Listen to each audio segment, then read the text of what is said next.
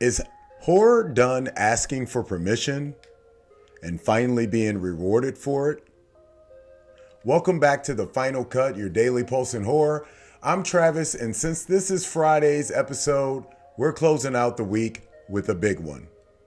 Oscar history being rewritten, Jason Voorhees quietly disappearing again, and Star Trek tipping its hat to classic horror in a way you might have missed.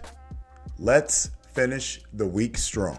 Quick shout out to today's sponsors. Over at Fanatical, genre fans can lock in rotating horror and sci-fi deals, limited time bundles, and PC discounts that move fast.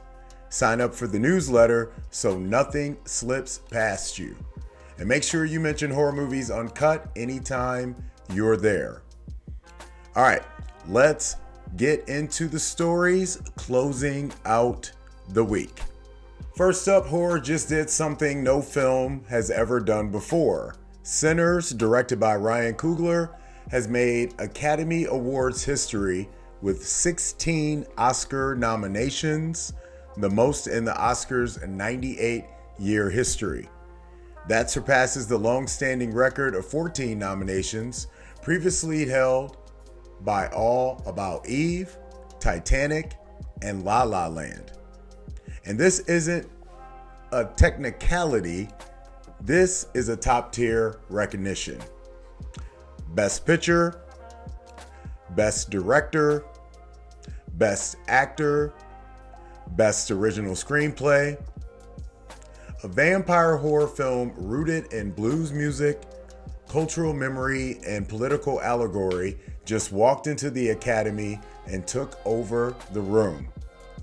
As we noted in our review and so many others, Sinners treats the blues as something sacred and dangerous, a bridge between worlds, histories, and survival. It's not just genre filmmaking, it's intentional filmmaking, and that raises a real end of the week question.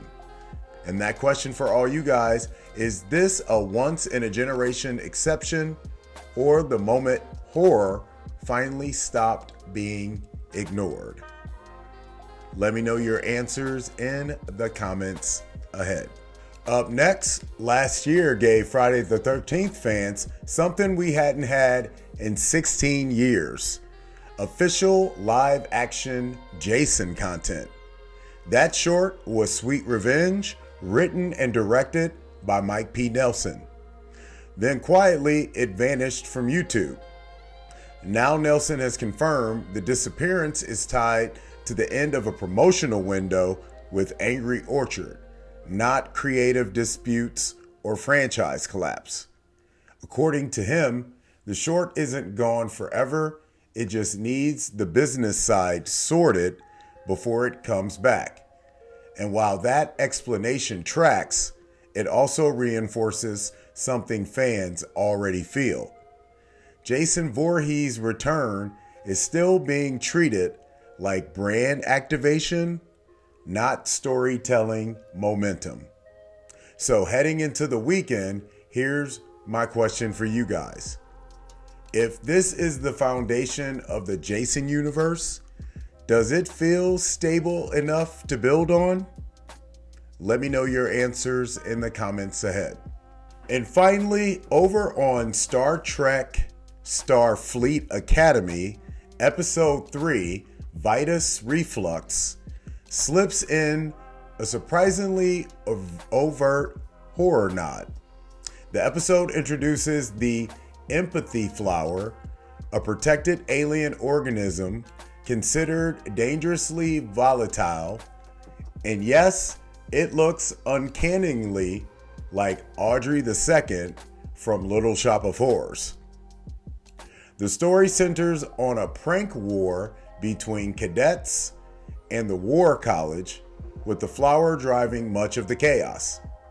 While critics note the episode doesn't push the season's main arc forward, including the absence of Paul Giamatti, it's still another example of horror's visual language bleeding into mainstream genre storytelling. Which brings us to this. My question for you guys: do horror references enrich sci-fi worlds or risk undercutting long-term narrative stakes? Let me know your answers in the comments ahead. Today's take. What this Friday really shows is just how wide horror's reach has become.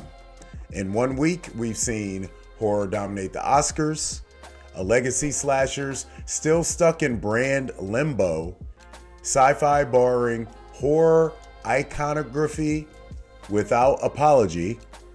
The genre isn't asking to be included anymore, it's already setting the agenda. Now, since this is the final episode of the week, I want to hear from you before we head into the weekend. Head over to Spotify and answer today's poll. Is Sinners proof that horror can finally compete at the Oscars, or is this a rare exception that won't be repeated? And don't just vote, drop your thoughts in the comments. Tell us why you think horror still struggles for awards recognition, or why this moment feels genuinely different. And remember, if you catch breaking horror news, festival buzz up at Sundance right now, what's up Sundance folks, or industry moves this weekend, DM us at HMUNCUT, and make sure to stay on the website for Sundance buzz. Just got finished watching a Sundance movie. If it checks out, it could lead to us talking about it on a future episode. That wraps up Friday's final cut, and that means we're done for the week. I'm Travis. Thanks for riding with us all week long. We'll be back Monday with fresh horror headlines, more news from Sundance, and more. Until then, you guys know the drill. Like, subscribe, and keep the lights on.